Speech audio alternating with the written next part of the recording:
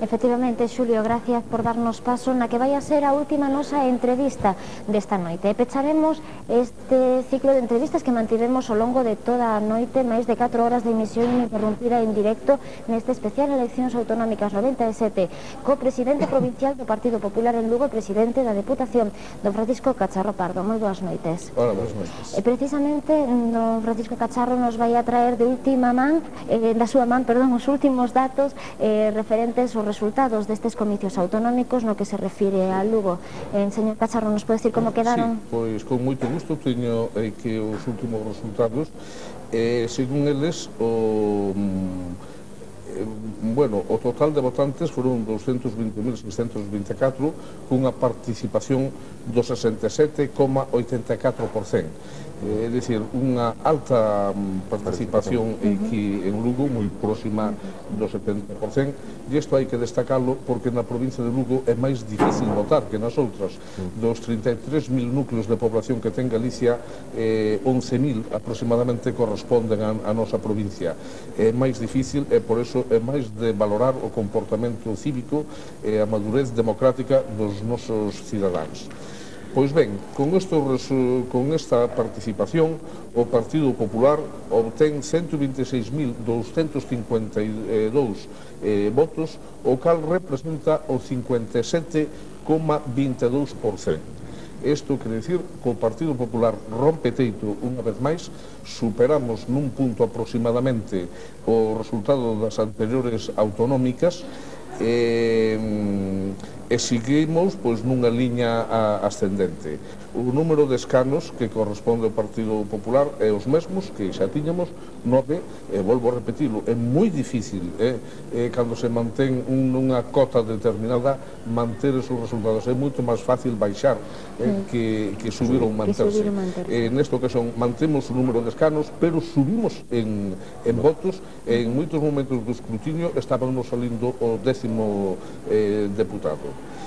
En segundo lugar aparece o Bloque Nacionalista Galego, o BNG, que obtén 44.632 votos, o cal representa o 20,23%, e sigue o Partido Socialista con 41.169 votos, que é un 18,66%. A pesar de que o BNG obtén máis votos, empatan en número de diputados, cada un deles obtén 3. Hai que destacar aquí o notable ascenso que experimenta o BNG e tamén a baixada notable que experimenta o PSOE ou a coalición social comunista que habían constituído xuntamente cos verdes tamén. Veise que esa fórmula non deu resultado. Que poderíamos sacar en conclusión de todo isto? Pois que hai un cambio notable no panorama político da provincia de Lugo, do mesmo xeito que hai no panorama político de Galicia. Cambia a estructura, a composición do mapa, o máis notable sigue sendo esa terceira maioría absoluta que obtén o Partido Popular, e deixémonos de voto, diputado arriba ou diputado abaixo, que eso cada convocatoria ten unhas circunstancias moi particulares. Por terceira vez consíguese unha maioría, un fenómeno que non é habitual nin en Galicia nin en España. E logo hai o ascenso notable do Bloque, que montase por diante do Partido Socialista na segunda posición, e o Partido Socialista pasa a terceira. Isto significa un campo de correlacións entre as forzas políticas distinto do que había hasta ahora, e algo que vai contar no futuro próximo da vida política galega, naturalmente.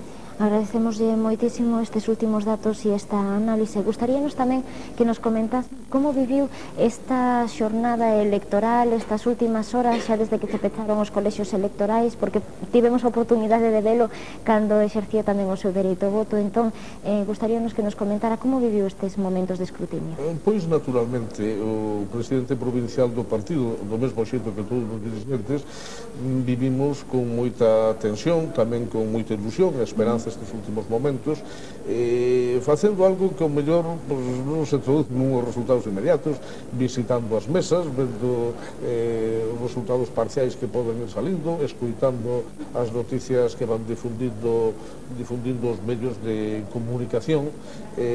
Esas foron as últimas horas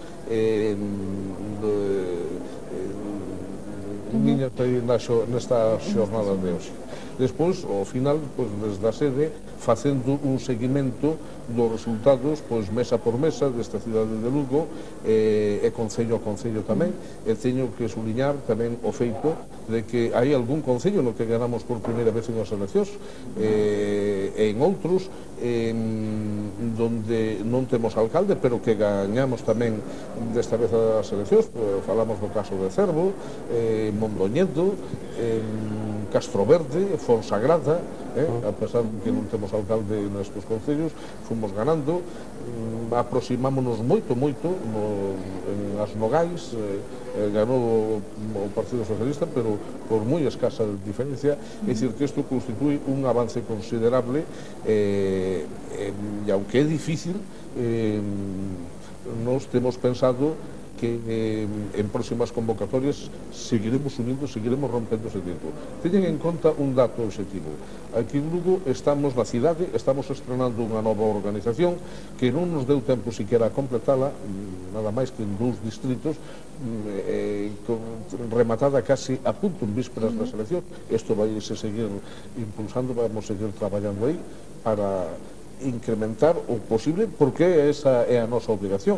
Calquera que participe en algo, se é unha competición deportiva, se é unhas eleccións, ten que intentar o máximo que pode, marcar un objetivo alto. Despois a realidade xa se encarga de situando a cada quen no seu sitio, no seu lugar. Imaginamos que, a pesar de que nos comentaba hai uns intres nunha entrevista que tivemos aquí tamén coa candidata Manuela López Besteiro, candidata a cabeza de lista polo Partido Popular en Lugo, que o Partido Popular non tiña aires triunfalistas e que non facía unhas valoracións nese sentido. Imagino que si o ambiente e o ánimo no Partido Popular de Lugo estará alto tras estes resultados. Lóxicamente, eu non estuve agora facendo un triunfalismo, estuve dando datos obxectivos, efectivamente, que están tabulados, elaborados, e que entendo que son definitivos, salvo o que resulte do escrutinio final diante da Xunta Electoral Provincial, os votos da emigración. Entendo que co marxen que nos temos o 9º diputado non nos vai a repercutir para nada, pero despois, lóxicamente, hai un sentimento xeralizado de satisfacción. Isto é lóxico. Todos os militantes, todos os candidatos, todos os que traballaron, que foron moita xente. Isto non é cousa de un solo, como algúns pensan por aí. O Partido Popular é unha organización que está, penso que ben conxuntada, e intentamos perfeccionala o máis posible, e todos os membros de esa gran organización, desta gran familia que é o Partido Popular, teñen un lóxico motivo de satisfacción neste entre, claro, por suposto. As listas que presentou o Partido Popular pola provincia de Lugo a estes últimos comicios incluían importantes cambios, importantes, nos últimos con referencia ao ano 93 houve incorporacións novas. Se falaba de que eran unhas listas abertas, que eran unhas listas onde se pretendía reflexar distintos sectores da sociedade, unhas listas que tiveron éxito polo que se ve nestes resultados en Lugo.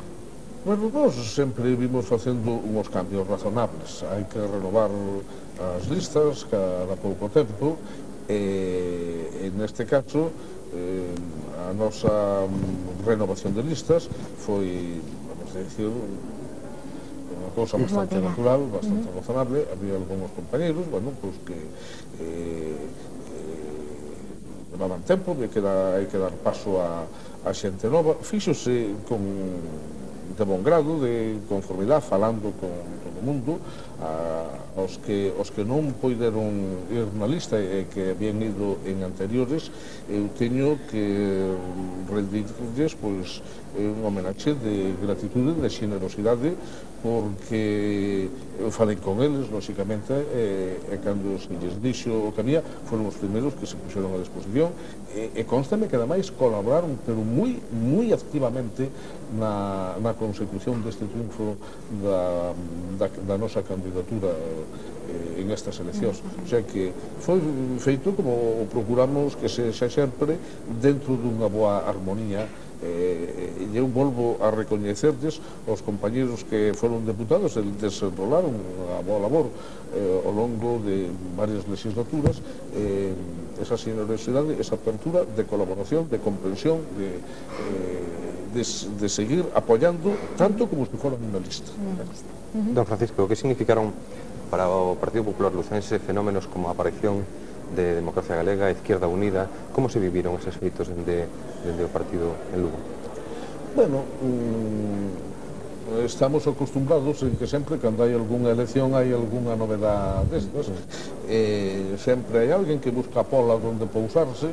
Ben, penso que todo o mundo ten que ter a súa oportunidade, facer o seu ensayo, comprobar, porque hai veces que a xente pode se deixar levar por o optimismo e calibrar que ten unhas posibilidades e unhos apoios que realmente eso non se dá, pero hai que comprobar, e me parece que é bon para que cada cual se sente no lugar que lle corresponde. O Partido Popular centrouse moito nos barrios, na zona rural. Sigue estando aí quizás o maior potencial do Partido Popular? O Partido Popular céntrase en todos os ambientes e sectores do electorado na provincia de Lugo. O noso electorado non se pode dicir que este só no rural ou nos barrios da cidade, está no centro tamén, está entre sectores profesionales, senón non se pode acabar unha porcentaxe como que nos acabamos de obter. E como que vimos obtendo en distintas confrontacións electorais. Procuramos, xa digo, prestar a nosa atención dentro do noso programa tamén aos problemas de todos os sectores.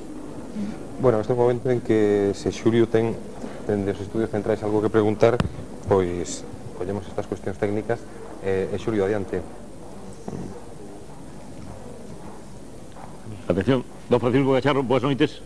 Hola, buenas noites. Noraboa por ese resultado. Moitas gracias. Gracias tamén polos resultados que nos facilita. Hoxe, nos estreamos unidade móvil e unidade de emisión desde o Gran Hotel Lugo, que un importante esforzo e un orgullo. Agardamos que vaya para espallar temas lucenses coa oportunidade de transmisión de acontecementos de todo tipo de celebracións. Gracias por axudarnos a inaugurarlo. Moitas gracias a ustedes. E enhoraboa, e que salgan ben esos propósitos. Moitas gracias. Eu teño unha pregunta. Perdone, unha pregunta. Tiene Julio unha pregunta. Un segundito, gracias. Tiña unha pregunta. Julio, un segundo, por favor. Sí, está. Estaba vendo polo monitor. A miña pregunta é... Coa Mau...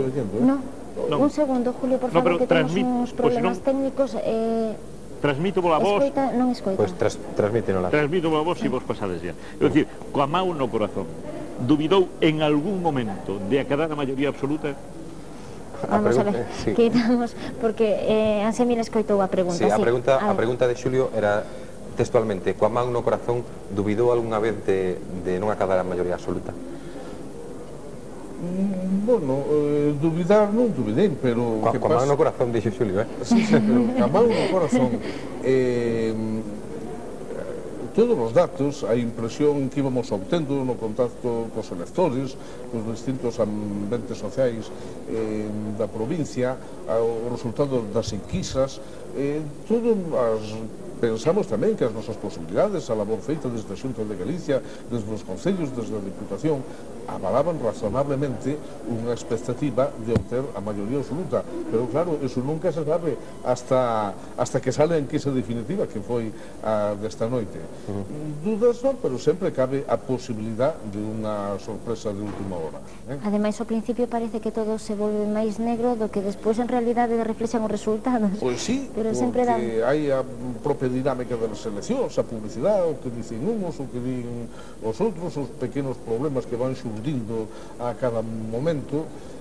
Vamos, unha confianza de que íbamos a ganar, tiñémola, Da maioría absoluta, pois pensábamos que razonablemente que sí, pero claro, seguridade, o que é seguridade nunca hai, Se cando decimos nos mitis que aos nosos militantes que as eleccións non están ganadas, que hai que traballar hasta a última hora, o último voto, que se poida, estamos dicindo a verdade, porque unhas eleccións podense perder por un exceso de confianza, e iso supérase e combátese con traballo e máis traballo, e teño que agradecer a todos os militantes e simpatizantes do noso partido e, por suposto, esta confianza que nos renovan os ciudadanos de Lugo unha vez máis, pois constituí tamén un compromiso, unha gran responsabilidade para todos nós. Damoslle as gracias por esa confianza e facemos o firme propósito, establecemos o compromiso de que intentaremos por todos os medios saber facernos acreedores a ela. Supón moito un respaldo moi grande, e iso tamén dá forza para loitar e para conseguir as moitas cousas que Lugo necesita. Gracias unha vez máis a todos os lucenses. Señor Cacharro, cada elección é un test, e esta, se cabe, se miraba tamén, era un test moi vixiado desde outras instancias, é dicir, desde o nivel estatal.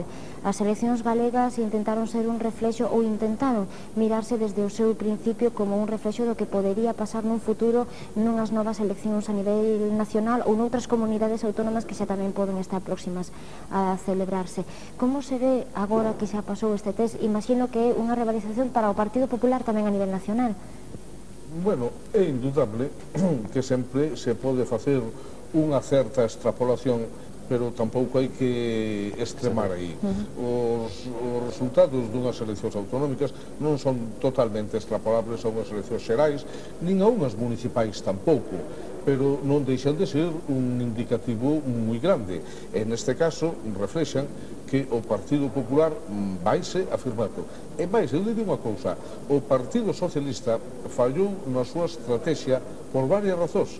E isto está en relación con eso das xerais.